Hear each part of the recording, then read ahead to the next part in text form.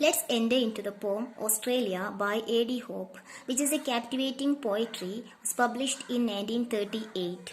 It contains the values of Australian culture and society in it.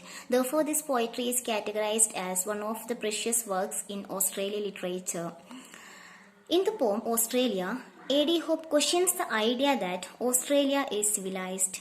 There are 7 stanzas in this poem.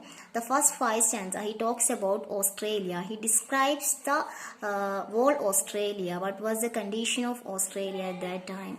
And last 2 stanzas, he talks about the wilderness of Australia.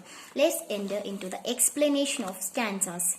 A nation of trees, drab green and desolate grey, in the field uniform modern wars darkens her hills, those endless outstretched paws of sphinx demolished or stone line worn away. Poet describes Australia as being a nation of trees, drab green and desolate grey, which darkens her hills. Nation of trees, drab green, drab which means non-attractive. Australia as a country that is bleak and almost colorless and dull.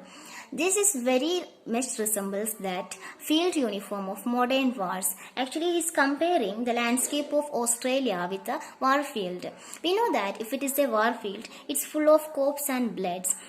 And there is no life in Warfield. It is completely destroyed and it's completely deserted. So it is the first image that he used in this poem.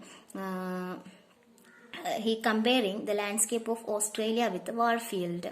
Then he compared Australia with a sphinx. Poet likens the country to a sphinx. A sphinx was a figure from Egyptian myth which possessed the body of a lion and head of a man. This comparison could be directly related to author's vision of Australia, and he wants Australia to be like that. He wants Australia to be very strong, very powerful, very intellectually very advanced. But Australia lost these things.